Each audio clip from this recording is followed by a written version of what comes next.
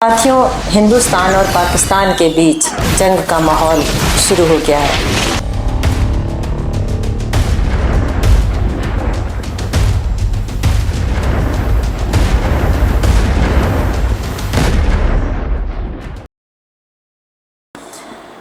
क्योंकि जो 22 अप्रैल 2025 को जम्मू कश्मीर के पहलगाम में हुआ, उस सब का ये नतीजा है। ऐसी आतंकी घटनाएं जो नहीं होना चाहिए, जो नहीं करना चाहिए, वो हो जाती हैं। उसका नतीजा ये होता है कि कहीं ना कहीं हम इस कगार पर आ जाते हैं कि हमारी युद्ध जैसी स्थिति हो जाती है। बहरहाल, इस वीडियो को शुरू करने से पहले हम आपसे एक रिक्वेस्ट करते हैं कि हमारे चैनल को सब्सक्राइब ज़रूर कीजिएगा। लाइक एंड शेयर तो करना ही करना है। 22 अप्रैल 2025 को जम्मू कश्मीर के पहलगाम में जो हुआ, उसने पूरे देश को हिला दिया। 26 बेगुनाह टूरिस्ट को आतंकियों ने गोली से मार दिया, सिर्फ इसलिए क्योंकि वो हिंदू थे। इंडिया कहता है कि यह हमला पाकिस्तान ने करवाया। अब दोनों देश जंग के कगार पर खड़े हैं। सवाल यह है कि क्या ये टेंशन एक बड़ी लड़ाई में बदल जाएगी? आज हम बात करेंगे पहलगाम हमले की पूरी कहानी के बारे में। इंडिया पाकिस्तान की पुरानी दुश्मनी, पाकिस्तान के पास कौन कौन से हथियार हैं और अगर जंग हुई तो क्या हो सकता है, तो इस वीडियो को आखिरी मिनट तक देखना बहुत ज़रूरी है। पहलगाम में आखिर हुआ क्या? 22 अप्रैल को वाइसरन वैली में 5 आतंकियों ने टूरिस्ट पर हमला किया। उनके पास M4 कार्बाइन और AK-47 जैसे खतरनाक हथियार थे। उन्होंने लोगों से उनका धर्म पूछा और 26 हिंदू टूरिस्ट को मार डाला। ये 2008 के मुंबई हमले के बाद सबसे बड़ा सिविलियन हमला है। इंडिया का कहना है कि यह हमला द रेजिस्टेंट फ्रंट यानी कि TRF ने किया। ये ग्रुप लश्कर-ए-तैयबा और पाकिस्तान की ISI से जुड़ा है।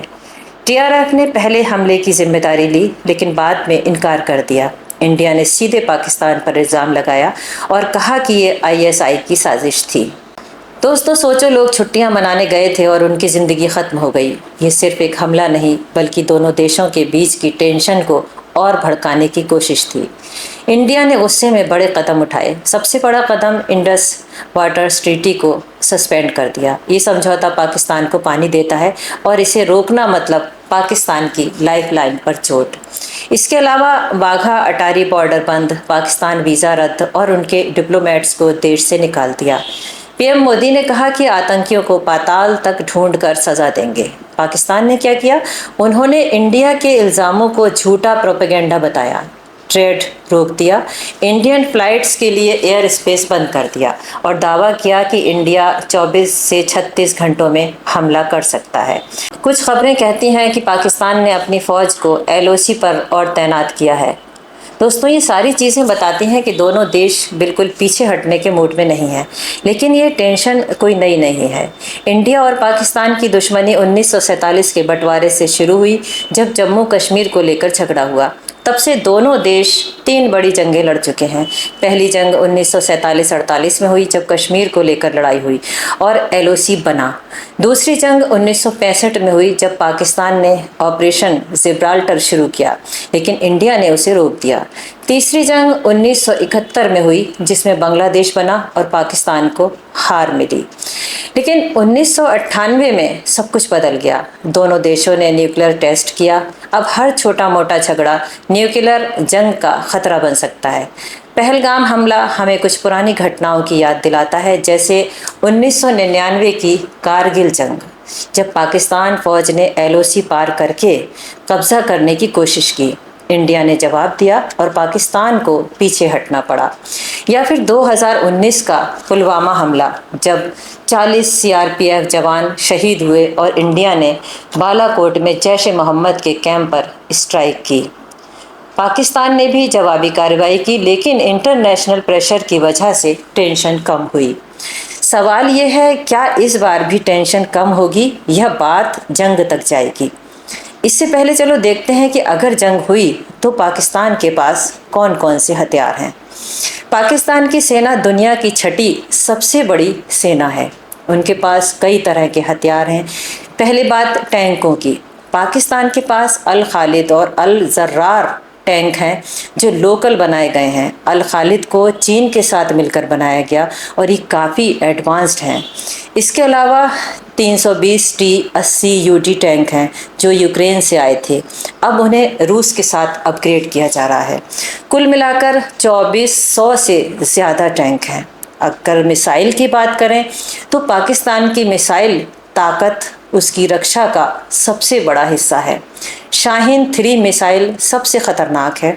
इसकी रेंज 2750 किलोमीटर है, यानी ये इंडिया के किसी भी कोने को निशाना बना सकती है। अब्दाली और गजनबी जैसी छोटी रेंज की मिसाइलें भी हैं। 3 मई 2025 को पाकिस्तान ने 450 किलोमीटर रेंज वाली अब्दाली मिसाइल टेस्ट की। बाबर क्रूज़ मिसाइल भी है जिसकी रेंज 700 किलोमीटर है। एयरफोर्स की बात करें तो पाकिस्तान के पास 70 F-16 फाइटर जेट्स हैं जो अमेरिका से आए हैं, लेकिन इनमें से कई पुराने हो चुके हैं। GF-17 थंडर जेट्स हैं, वो चीन के साथ मिलकर बनाए गए हैं, पर ख़बरें हैं कि 40 JF-17 जेट्स ख़राब इंजन की वजह से ग्राउंडेड है। हाल ही में पाकिस्तान ने चीन से J-10C जेट्स लिए जो इंडिया के राफेल जेट्स के जवाब हैं। हेलीकॉप्टर में तुर्की से 30 T-129 ATA के हेलीकॉप्टर ऑर्डर किए गए, लेकिन डिलीवरी में देरी है। पुराने AH-IF कोबरा हेलीकॉप्टर भी हैं जो अब रिटायर होने वाले हैं। चीन से Z-10 हेलीकॉप्टर ट्रायल के लिए आए, लेकिन अभी कोई बड़ा ऑर्डर नहीं हुआ। अब सबसे बड़ा हथियार न्यूक्लियर हथियार। पाकिस्तान के पास 100-120 न्यूक्लियर हथियार हैं जो मिसाइल्स और जेट्स से छोड़े जा सकते हैं। ये हथियार न्यूक्लियर जंग का ख़तरा बढ़ाते हैं जो दोनों देशों के लिए ही नहीं बल्कि पूरी दुनिया के लिए ख़तरनाक हैं। लेकिन एक ज़रूरी बात, कुछ खबरें कहती हैं कि पाकिस्तान के पास जंग के लिए सिर्फ 4 दिन का गोला बारूद बचा है। ऐसा इसलिए क्योंकि उसने यूक्रेन को भारी मात्रा में हथियार बेचे हैं, यानी लंबी जंग में पाकिस्तान की हालत पतली हो सकती है। साथ ही ये भी बात करना ज़रूरी है कि हमारे भारत के पास कौन कौन से हथियार हैं। पहले न्यूक्लियर हथियार 2024 की SIPRI रिपोर्ट के मुताबिक इंडिया के पास 172 न्यूक्लियर हथियार हैं। ये पाकिस्तान से ज़्यादा हैं, जिसके पास 170 हैं। इंडिया ने 1974 में पहला न्यूक्लियर टेस्ट किया और 1998 में पोखरण में। सेकेंड टेस्ट के बाद न्यूक्लियर ताकत बन गया। ये हथियार अग्नि और पृथ्वी मिसाइल से छोड़े जा सकते हैं। दूसरे मिसाइल की बात करें तो इंडिया की मिसाइल ताकत बहुत मजबूत है। अग्नि 5 मिसाइल की रेंज 5000 से 8000 किलोमीटर है, जो चीन और पाकिस्तान दोनों को निशाना बना सकती है। पृथ्वी 2 और ब्रह्मोस जैसी मिसाइलें भी हैं। ब्रह्मोस दुनिया की सबसे तेज़ सुपरसोनिक क्रूज़ मिसाइल है जिसकी स्पीड 3 मैक है। हाल ही में इंडिया ने K-4 बैलिस्टिक मिसाइल टेस्ट की जो पनडुब्बी से छोड़ी जा सकती है। तीसरा, एयरफोर्स की बात करें तो इंडिया के पास 36 राफेल जेट्स हैं जो फ्रांस से आए। ये multi role fighter jets nuclear हथियार भी ले जा सकते हैं। सुखोई Su-30, MKI, MiG-29 और तेजस जेट्स भी हैं। तेजस इंडिया का अपना बनाया फाइटर जेट है। कुल मिलाकर इंडिया एयरफोर्स के पास 600 से ज़्यादा फाइटर जेट्स हैं। चौथा, अगर हम टैंक की बात करें तो इंडिया के पास अर्जुन मेन बैटल टैंक और T-19 भीष्म टैंक है। T-90 रूस से आए और 4000 से ज़्यादा हैं। ये टैंक LOC पर जंग के लिए तैयार हैं। पांचवा, नेवी की बात करें तो इंडिया की नौसेना में INS विक्रांत और INS अरिहंत जैसी पनडुब्बियां हैं। INS अरिहंत न्यूक्लियर मिसाइल छोड़ सकती है। 16 पनडुब्बियां और 140 प्लस युद्धपोत हैं। छठी बात करें ड्रोन की कि ड्रोन क्या करता है, कैसे करता है। इंडिया ने ड्रोन टेक्नोलॉजी में तेज़ी से काम किया है। रुस्तम 2 और हरूप जैसी ड्रोन जासूसी और हमले के लिए हैं, लेकिन इंडिया की ताकत सिर्फ हथियार नहीं, इसकी मिलिट्री ट्रेनिंग, सैटेलाइट टेक्नोलॉजी और इंटरनेशनल सपोर्ट जैसे अमेरिका, फ्रांस, इजराइल इसे और मजबूत बनाते हैं। दोस्तों, अब बात करते हैं कि पहलगाम हमले के बाद क्या हो सकता है। पहली संभावना, सीमित जंग। इंडिया LOC पर सर्जिकल स्ट्राइक या एयर स्ट्राइक कर सकता है, जैसे 2019 में बालाकोट में किया था। पाकिस्तान जवाब देगा, शायद अपने F-16 या J-17 जेट से हवाई हमला करे, लेकिन न्यूक्लियर हथियारों का डर दोनों को ज़्यादा बढ़ने से रोक सकता है। ऐसी जंग कुछ दिन या हफ्तों तक चल सकती है। दूसरी संभावना की बात करें, बड़ी जंग। अगर टेंशन कंट्रोल से बाहर गई तो न्यूक्लियर जंग हो सकती है। पाकिस्तान के 100, 120 और इंडिया के 150 न्यूक्लियर हथियार लाखों लोगों की जान ले सकते हैं। दोनों देशों की अर्थव्यवस्था तबाह हो जाएगी, लेकिन ये सबसे ख़राब स्थिति है और दोनों देश इसे टालने की कोशिश करेंगे। तीसरी संभावना है कि दुनिया का दखल। अमेरिका, चीन और रूस जैसे देश बीच में आ सकते हैं। न्यूक्लियर जंग पूरी दुनिया के लिए ख़तरनाक है, इसलिए ये देश डिप्लोमेसी से टेंशन कम करने की कोशिश करेंगे, जो कि ज़्यादा ज़रूरी है और ऐसा ही होना भी चाहिए। 2019 में भी ऐसा हुआ था। और चौथी संभावना की बात अगर हम लोग करें तो शांति। अगर दोनों देश समझदारी दिखाएं तो बातचीत से टेंशन कम हो सकती है। इंडिया और पाकिस्तान पहले भी कई बार जंग के कगार से वापस आए हैं। हो सकता है कि पहलगाम हमले के बाद भी डिप्लोमेसी काम करे।